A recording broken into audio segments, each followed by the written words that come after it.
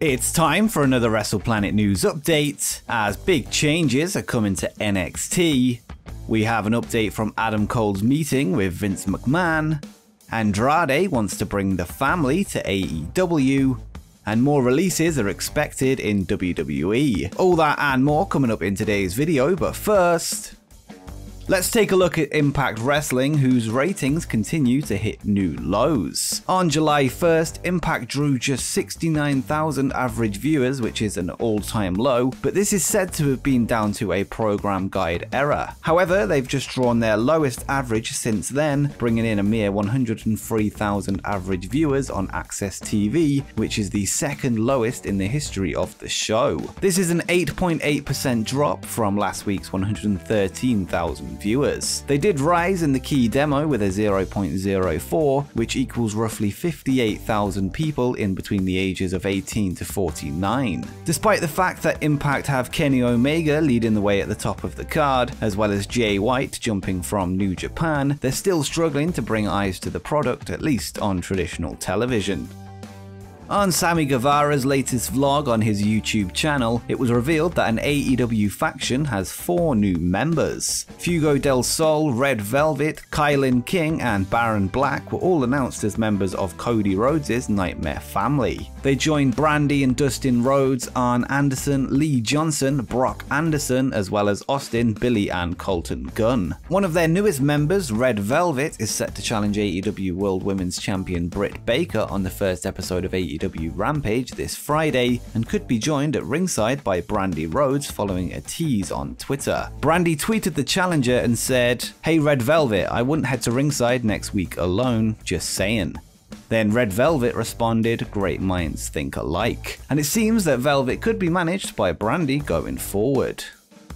2 weeks ago, Chris Jericho took part in his first ever death match, taking on GCW's Nick Gage in the main event of Dynamite. The match saw the use of pizza cutters, light tubes, and glass panes. In a recent interview with Inside the Ropes, Jericho spoke about how it may be the most watched death match in history and said, "I think it might even be the most watched deathmatch of all time in the fact that we had 1.2 million people watching it. Show me another deathmatch that had that type of viewership." So it really did do what we wanted it to do, which was kind of extend this storyline and create a stir and create a buzz. Jericho was then asked if he would ever do another deathmatch in the future, and he didn't rule it out and said, "I'll do it because it's all about storytelling. Obviously it's not something I would want to do every night or probably will ever do again, but you're talking about the story that we're telling." And I think that match was a classic in its genre. Was it something that I would ever volunteer to do again? Probably not, but was it something that was completely 1000% approved and basically thought of by me? Well, guilty as charged.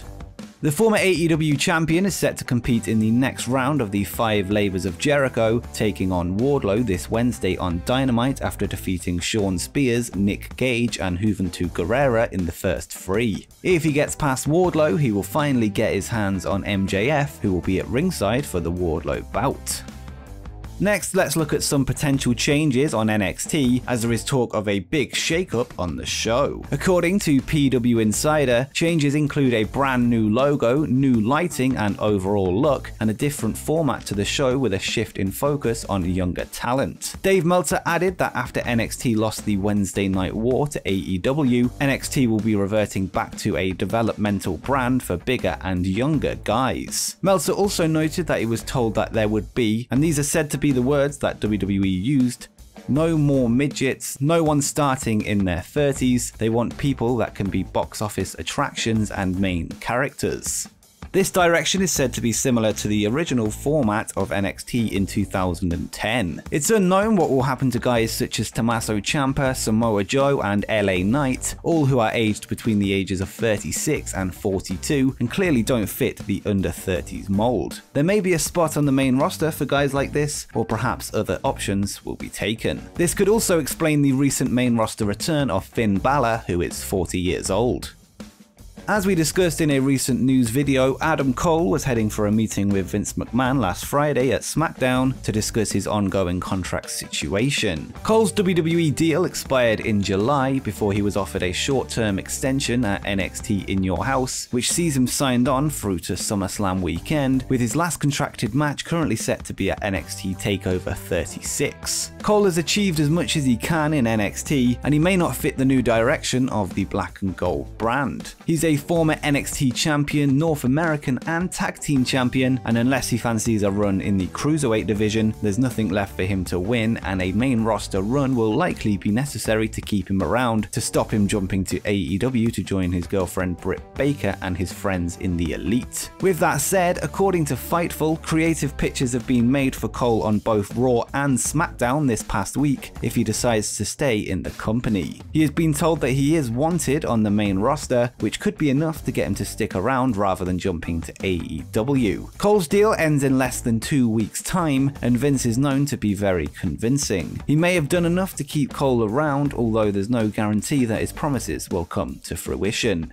And quickly, just before we continue, make sure you scroll down and drop a like and subscribe with notifications turned on so you don't miss any upcoming wrestling content as we head towards 20,000 subscribers. But now that you've done that, let's get on with the rest of the video.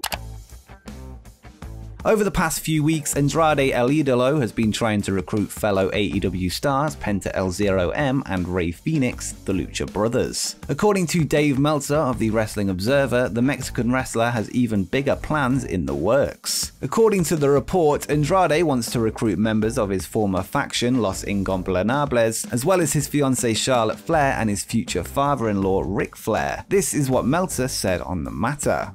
Andrade has told people that he wants the whole family there, and by the family it's, Rush, Bestia, Dragon Lee, Ashley, Charlotte Flair, Ric Flair, that's what he wants. Ashley, I don't know her, I'm certainly not going to speak for her, I sense that she wants to be in WWE, it's the big leagues to her.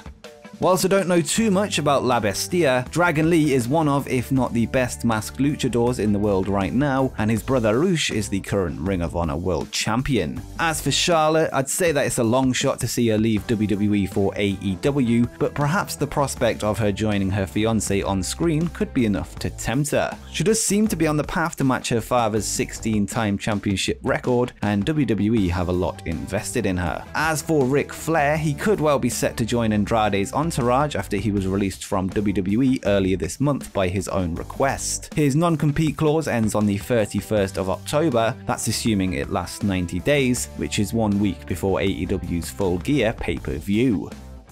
And finally, according to a report from Fightful, WWE are planning on making releases a quote, regular occurrence moving forward. They revealed that they have spoken to high-level WWE officials, and one revealed some inside knowledge on the situation. The internal plan for WWE in 2018 is what was described as a talent stashing mode, which involved signing tons of talent, opening performance centers across the world, and filling them with native and international talent, with some traveling between the territories. This idea then slowed down when NXT launched on the USA Network, and ultimately the pandemic made everything come to a screeching halt, leaving WWE with an overinflated roster. It was noted that WWE didn't have any real discussions of mass releases between the summer of 2016 and the start of 2020, this while signing more talent for their global plan. The source expects releases to be a regular occurrence moving forward, but expects cuts to slow down after 2021. So in short, WWE signed too much talent, their plans for global performance centers around the world came to an end, and now they have to release the talent that they hoarded. As we saw here in the UK, WWE were afraid of the growth of the UK scene, which had risen to the point of the rebirth of World of Sport on one of the country's largest channels, ITV, before WWE swept in and took all the talent for themselves, creating a performance center, killing the scene in the process. It seems that this would have been the plan across the world, including Japan. They've hoarded talent to prevent growth elsewhere, like when AEW opened up and everyone was offered huge contracts. I think the Good Brothers were offered $1 million a year each, and not only that, but they've signed as many people as they could, which has ultimately led to the bubble bursting this past year. And before you go, why not check out my video where I discuss 5 ways that AEW could book the debut of CM Punk.